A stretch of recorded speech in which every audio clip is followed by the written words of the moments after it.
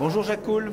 Bonjour Eric. Alors aujourd'hui, Jacques Coul est directeur de Cadre 21. Oui. Qui est tu vas expliquer un peu en détail, mais c'est une sorte de centre de formation, de veille, de recherche et d'animation. Oui. Pour les enseignants, oui. d'écoles privées, même parfois peut-être publiques. Oui. Dans le domaine du numérique ou pas seulement?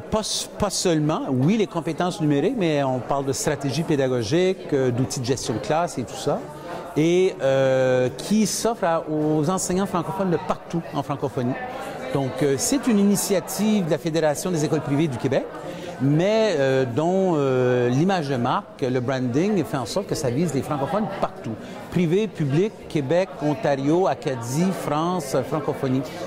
Alors, l'idée sous-jacente dans la création de Cadre 21, oui. Ça venait d'où? Il y avait un manque, un besoin? Il y a eu, très rapidement, il y a eu toute une étude dans le temps. On a mesuré les commentaires des jeunes entre 2001 et 2010 sur toutes sortes de questions, dont une série de questions sur leur vie à l'école. Méthode de travail, confiance, le goût de poursuivre et tout ça. Et par rapport à cette section-là, on a vu une chute très importante par rapport à l'intérêt des jeunes ou la motivation des jeunes. Un peu comme la fameuse phrase du film, le « Houston, we have a problem ». Et en 2011, ce constat-là a amené, bon, il faut déployer toutes sortes de solutions, dont une qui était de créer ce laboratoire d'innovation pédagogique-là, pour notamment répondre à un besoin de développement professionnel, de veille. On est à une croisée par rapport à l'actualisation de l'école, on parle de compétences numériques, les nouvelles stratégies, tout ça. Donc, c'est une réponse pour accompagner davantage les enseignants francophones, peu importe où ils sont, puisque l'accompagnement se fait notamment en ligne, dans leur démarche de croissance professionnelle, avec à l'autre bout un mécanisme de reconnaissance avec les badges numériques, qui permettent de dire, voici, dans ce domaine ici, la classe inversée, j'ai atteint ce niveau de compétence et voici la démonstration de ma compétence qui est rattachée au badge.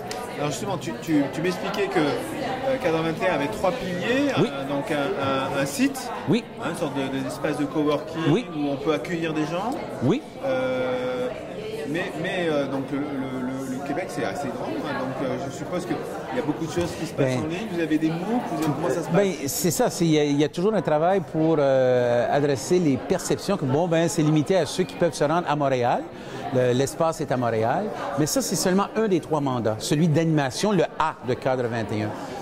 Et puis votre ami Battier était venu filmer il y a déjà 2 ans et c'est un espace de coworking, de formation, de planification stratégique, bref, ce qu'on veut en faire avec des espaces vraiment intéressants, modernes et axés justement, dynamisants pour permettre aux gens de faire ce qu'ils ont à faire. C'est le premier mandat.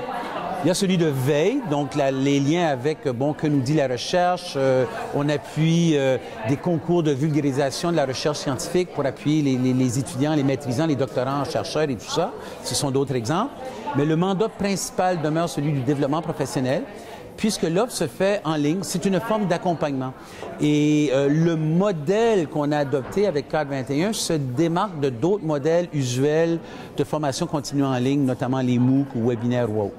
D'accord. Vous démarquez comment exactement? Il se démarque par le fait que les gens accèdent à des contenus, à des questionnements, à des intentions de visionnement sur un sujet, et c'est décliné en 4 niveaux de développement de compétences, qui se résument à dire « j'explore quelque chose de nouveau », mais tout de suite, je réfléchis au conditionnel sur ma pratique.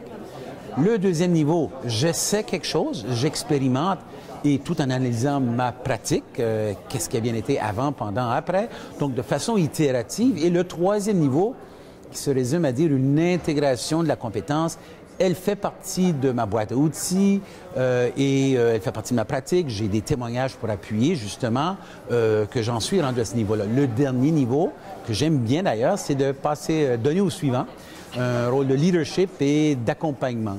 Un conseiller pédagogique ou quelqu'un qui va donner des conférences et tout, qui peut redonner parce qu'il a une expertise tout à fait reconnue. Et à chacun de ces niveaux-là, c'est le badge qui vient encapsuler ces données. On sait qu'un badge, c'est une image avec des métadonnées, dont justement la démonstration de la compétence. Et puisqu'il n'y a pas d'horaire, il n'y a pas d'échéancier. Ça se fait dans son propre milieu, ce qui fait que les contraintes classiques, j'ai pas le temps, combien de temps ça va prendre, combien ça va coûter, le déplacement, elles n'existent pas. Donc oui, j'accède et ensuite la balle est dans mon camp comme apprenant, enseignant, à m'engager dans une formation. Alors, est-ce qu'en général, les démarches sont individuelles ou est-ce que c'est un établissement qui veut lancer une politique spécifique et qui s'adresse à un groupe d'enseignants et qui vous les livre la question est très intéressante parce qu'au départ, on s'était dit le B2C, donc les gens vont vouloir s'engager. Oui, des gens se sont engagés, ceux qui déjà entreprennent leur démarche de croissance, sauf que le volume n'y était pas au rendez-vous. Tranquillement, on a vu se dégager une nouvelle approche de B2B, c'est-à-dire que des institutions, des commissions scolaires, des districts, des regroupements qui disent, bon, ben nous, on a une priorité, un projet d'accompagnement de nos gens, on veut leur permettre de vivre toutes sortes d'occasions de formation, pouvez-vous nous appuyer? Et c'est tout à fait ça, parce que 421 n'est pas une solution de clé en main. On vient appuyer le plan de l'institution, du regroupement, pour justement offrir. Et puisqu'il n'y a pas de... Ça se fait dans son milieu, avec ses élèves, sa classe et ses collègues, ça permet justement cette versatilité-là et aussi une certaine personnalisation, un choix de parcours de développement. Donc, de plus en plus, on voit justement des regroupements qui viennent cogner à notre porte. Bon, ben si nous, on paie l'accès à nos employés, à nos enseignants, à vivre une formation, pouvez-vous nous aider? Oui, tout à fait.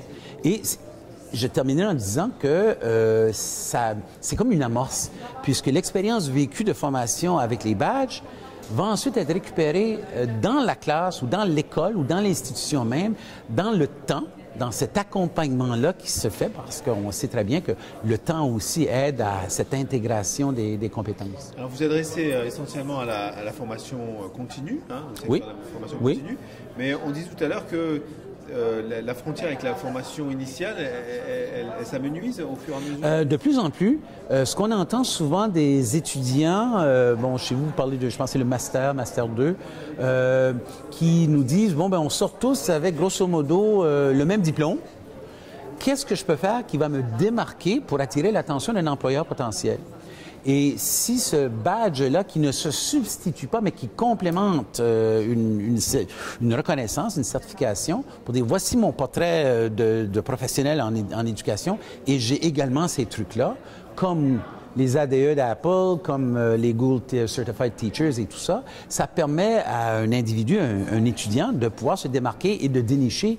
Et d'ailleurs, on a eu de ces témoignages-là d'étudiants qui ont dit, bon, ben, ça m'a permis d'aller chercher quelque chose de bien ciblé, par exemple, en classe inversée, qui n'était pas nécessairement disponible en formation initiale, mais qui ont pu l'ajouter à leur baluchon professionnel, finalement. Voilà. Et le projet pour 421, c'est de s'exporter en France?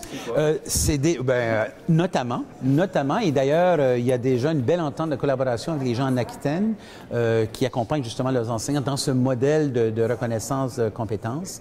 Et c'est tout à fait ça, parce que les formations ne sont pas liées à des contenus disciplinaires. On parle de compétences numériques, d'écriture collaborative, on parle de stratégie, de différenciation pédagogique, classe inversée et aussi d'éléments de gestion de classe. Donc, on reste à l'affût de qu'est-ce qui est pertinent aujourd'hui en 2018, 19, 20 et d'augmenter l'offre et qui puisse justement répondre à des besoins plus universels dans le monde de l'éducation. En dehors des programmes nationaux qui peuvent être développés. Voilà. Bien. Eh bien, Jacques Coul, bientôt en France alors? Je l'espère, très bien. Merci. Merci à vous.